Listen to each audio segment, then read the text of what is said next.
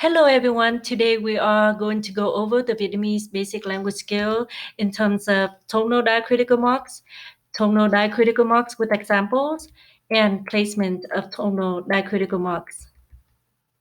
Dấu Thanh, which is tonal diacritical marks. Dấu means diacritical marks. Thanh means tones or tonal. There are 6 tones in the Vietnamese language, but there are only 5 diacritical marks. Tông dấu, which is the mid-level tonal diacritical mark.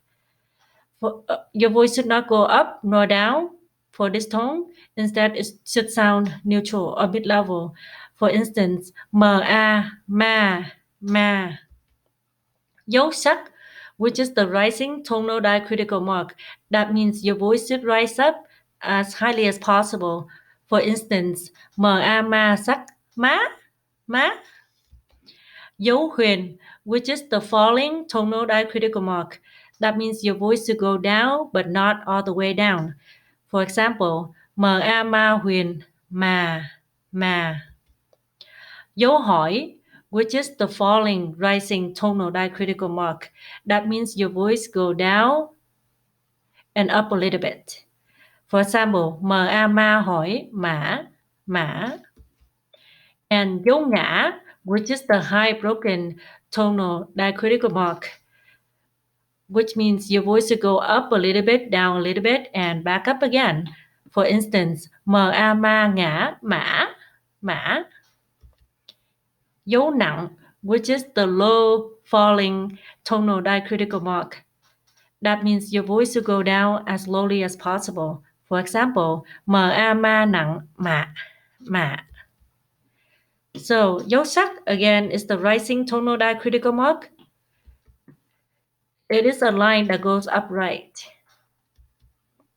And dấu huyền, which is the falling tonal diacritical mark, it is a line that goes down right.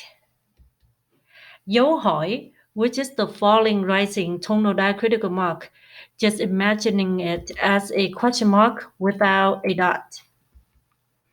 And dấu ngã, which is the high broken tonal diacritical mark, just imagining it as a wavy line that goes up, down, and back up again.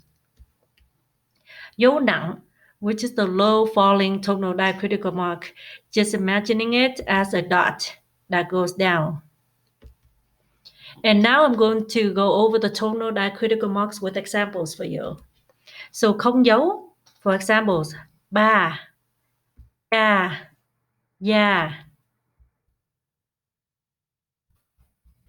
Dấu sắc, for example, cá, đá, lá. Dấu huyền, for example, bà, gà. Dấu hỏi, for example, cả, gã, hả, xả.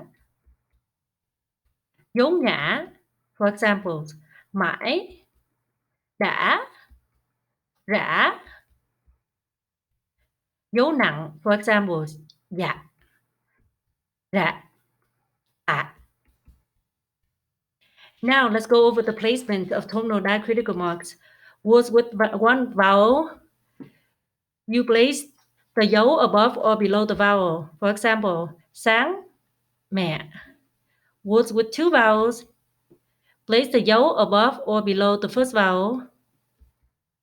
And words with 2 vowels followed by consonants or consonant clusters, place dấu above or below the second vowel. For example, tường and quần.